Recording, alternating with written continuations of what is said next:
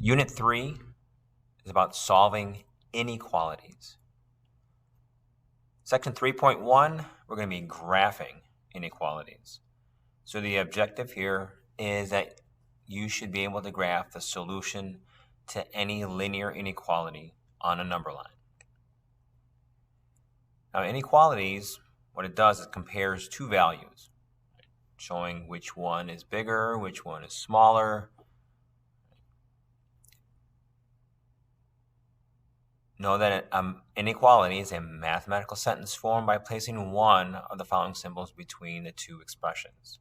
Okay, so it's very important for this unit that you are able to read these inequalities properly. All right, so the first one here is our less than.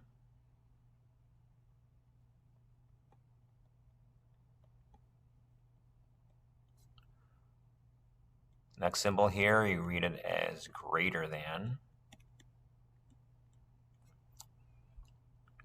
Now the next one, and we got to make sure remember, translates into less than or equal to. And the last one here is greater than or equal to.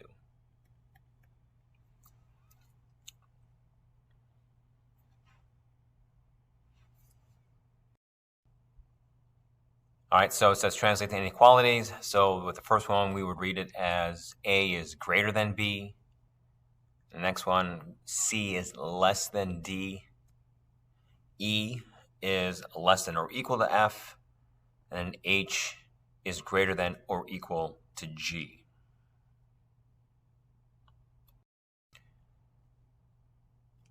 So for this next exercise, we want to be able to understand when it comes to finding these values, numeric values on a number line, right, which values would satisfy the inequality. So example number 1 says translate and find 4 solutions to the inequality x is greater than 5. All right. So what we're looking for are all real numbers that are greater than 5. So possible solutions for that, well, we could do 5.5, 6, 10, 12, and so on, right? So these are all the possible solutions for that inequality. Example number 2, we are looking for solutions for y that are less than or equal to 3, right? So we're looking for all real numbers. Remember, that can be any number, right? All real numbers which are less than or equal to.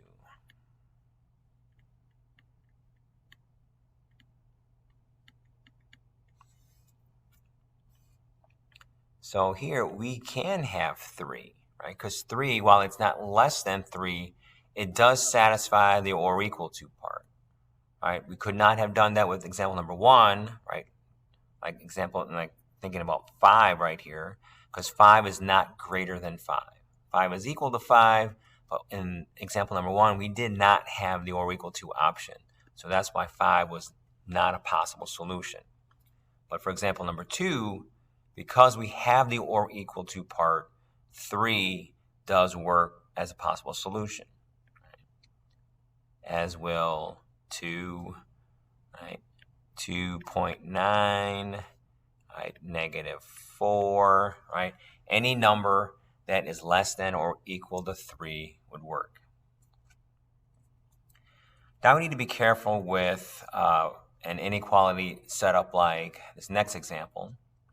So again, we're reading it as -3 is greater than or equal to x. Okay, so again, right, what we're looking for are values of x that would work here. Okay, so let me give you some time to see if you can figure out, right, how, right, you would translate that. So fill in the blank and then find 4 possible solutions for this inequality.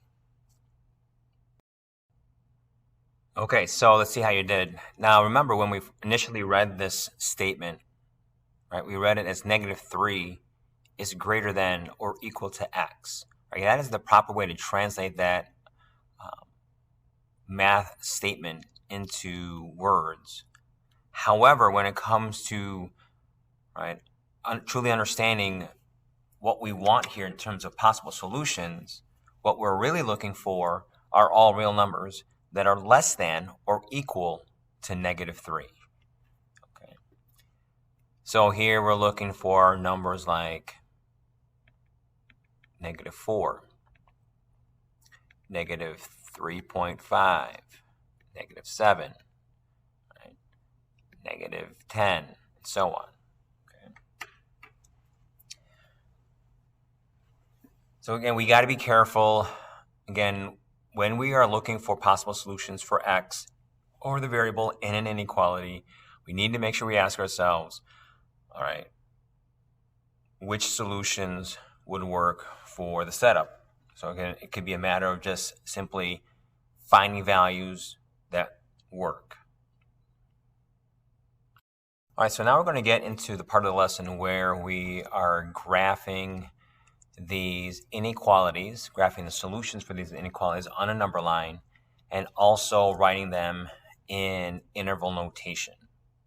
Okay, so the first one here, we have y is less than 3. Okay, so again, we're looking for all values that are smaller than 3. All right, so we go to the number line. We find our key value here of 3, and we're going to put an open circle. Okay, so that open circle indicates to the reader of this graph that we are not including value of 3 for the solution. Right? Again, because we do not have an or equal to option in this inequality. All right, that means we don't want to include the 3, so we're going to put an open circle on 3. Now, to complete the graphing of the solution of this inequality, we need to shade in one direction with respect to that 3. And because we want y values which are smaller than 3, we are going to be shading to the left.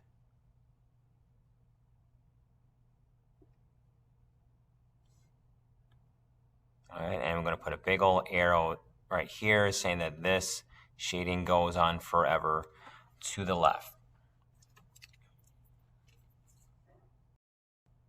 All right, so now we want to be able to write the solution for this inequality using interval notation.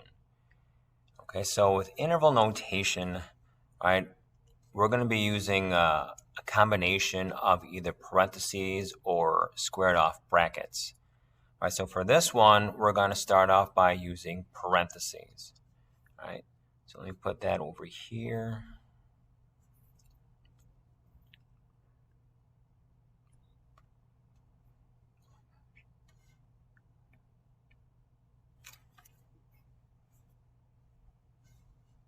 Okay, so with the parentheses, so what we're going to do is we're going to lay out within this interval notation, right, the boundaries for our solution. So we're going to start off with the right boundary. So with respect to our graph, we don't want to go past 3 as an upper bound. Okay, so 3 is the highest that we're going to go to the right. And to the left, we are going to -infinity. All right, so that should be an infinity symbol there, all right? So -infinity. Let me write that a little better. There we go. All right, because looking at our graph, right, the solutions goes on infinitely to the left, meaning, hey, we're going to go all the way into the deep, deep negative numbers. Take a look at part B. We're looking at x is greater than -1. Okay, so again, going to graph that solution, we're going to put an open circle on -1 because we don't want to include that as part of the solution. And because we're looking for values that are greater than -1, we are going to shade to the right because that's where all the numbers that satisfy this inequality lie. All right? Big old arrow going to the right. Interval notation. So again, we're going to set our boundaries here, our upper bound and our lower bound. All right, so to the left, right, we are not going to go any smaller than -1, so that's our left bound. And all the way to the right, we are going to positive infinity. Okay, so again, this is your interval notation for your inequality. Going to part C, we got a -2. Okay, so we're going to start off by putting an open circle on -2. However, for this one, because we have the or equal to part of the inequality, we're going to fill in that open circle. So we're basically making a closed circle, right? Because we're saying that we want to include -2 as part of the solution. All right, so then we're going to go ahead and then do the shading. So because we're looking for values which are also smaller than -2, we are going to shade to the right. I'm sorry, to the left. This is where all the solutions lie with respect to -2. All right, so for our interval notation, so again, we're going to set our boundaries. So this one's going to be a little bit different. So let's start off with the left bound. All right, so again, going to the left, we're going to go to -infinity. So again, we have those that parentheses next to -infinity. We're going to get our comma, and we got our right bound, which is -2. Right, that's as far right as we're going to go. However, this time around, we are not going to use parentheses. We're going to use a squared off bracket. Very important that when you are writing this down on quizzes and tests, it's absolutely clear the difference between your parentheses and your squared off bracket. And why is squared off bracket? Because that is indicating, like we see here in our graph, that we are including -2 as part of the solution. All right, so let me give you some time here to see if you can do part D on your own. All right, so let's see how you did. All right, so for part D, so you got the closed circle on -5 because we want to include -5 as part of the solution. And because we want values that are bigger than -5 as well, we're going to shade to the right. Our interval notation, our left bound, so we're going to put a squared off bracket on -5 because we want to include -5 as part of the solution. And since we're shading infinitely to the right, we have a positive infinity as our right bound for our interval notation. For part E, again, it reads off as -6 is less than or equal to G. So again, we're looking for all values of G that would satisfy the inequality. All right, so since we have an or equal to, right, we're going to include -6 as part of our solution. So we got a closed circle on -6. All right, so again, even though we read it as a -6 is less than or equal to G, we have to understand that we want G values that are definitely bigger than -6. So we're going to shade to the right, going infinitely to the right.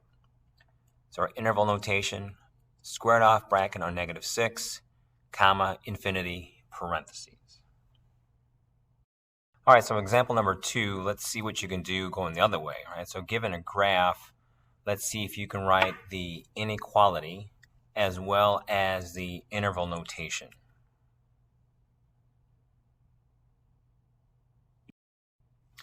All right, so double check your answers for A, B, and C.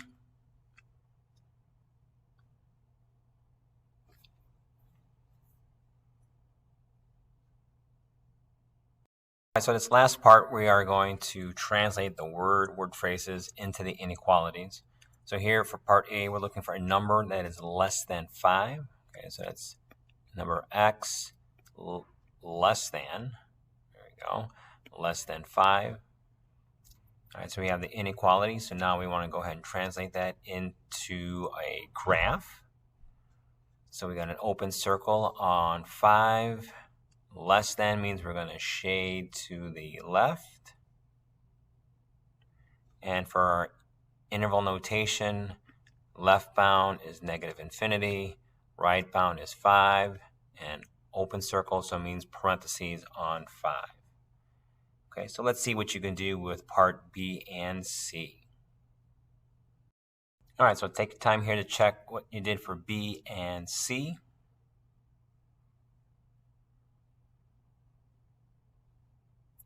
All right, guys, have any other questions? Let me know.